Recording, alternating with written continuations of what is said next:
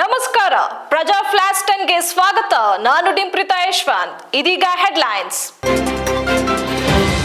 ಮೈ ಮೇಲೆ ಕೆಜಿಗಟ್ಟಲೆ ಚಿನ್ನ, ಕೈಯಲ್ಲಿ AK-47 ಹಿಡ್ಕೊಂಡು ಸುಂದರಿಯರ ಜೊತೆ ರೀಲ್ಸ್ ಮಾಡ್ತಿದ್ದವ ಜೈಲು ಪಾಲು.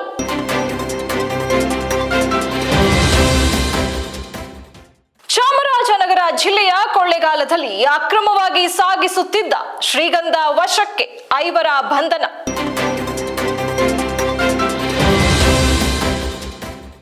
ಮೂರು ತಿಂಗಳ ಹಿಂದಷ್ಟೇ ಮದುವೆಯಾಗಿದ್ದ ಕಾನ್ಸ್ಟೇಬಲ್ ನಾಪತ್ತೆ, ಪಾಳು ಬಾವಿಯಲ್ಲಿ ಶವವಾಗಿ ಪತ್ತೆ.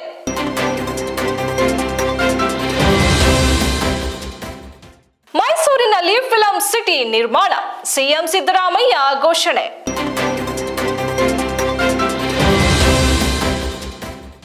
ಸಿಎಂ ಹಾಗೂ ಡಿಸಿಎಂ ವಿಚಾರವಾಗಿ ಯಾರೂ ಬಾಯಿ ಬಿಡಬಾರದು. ಒಂದು ವೇಳೆ ಬಹಿರಂಗ ಹೇಳಿಕೆ ನೀಡಿದ್ರೆ ನೋಟಿಸ್, ಡಿಕೆ ಶಿವಕುಮಾರ್.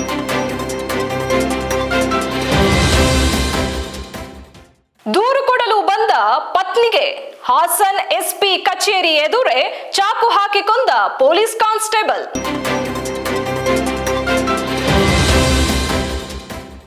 ರಾಜ್ಯದಲ್ಲಿ ಹೊಸ ಕ್ರಿಮಿನಲ್ ಕಾನೂನು ಜಾರಿಯಾದ ಮೊದಲ ದಿನವೇ 80 ಪ್ರಕರಣಗಳು ದಾಖಲು.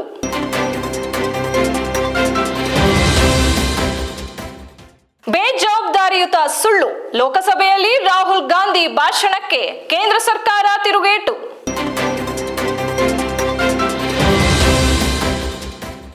ಬಾರ್ಬಡೋಸ್ಗೆ ಅಪ್ಪಳಿಸಿದ ಚಂಡಮಾರುತ, ಟೀಂ ಇಂಡಿಯಾ ಆಟಗಾರರು ಬರಬೇಕಾಗಿದ್ದ ವಿಮಾನ ಪ್ರಯಾಣ ರದ್ದು.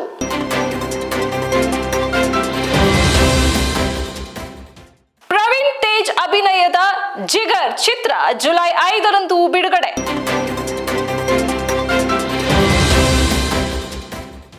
ಇದಿಷ್ಟು ಇವತ್ತಿನ ಪ್ರಮುಖ ಹೆಡ್ಲೈನ್ಸ್. ಇನ್ನಷ್ಟು ಸುದ್ದಿಗಾಗಿ ನೋಡ್ತಾ ಇರಿ ಪ್ರಜಾಧ್ವನಿ ಟಿವಿ.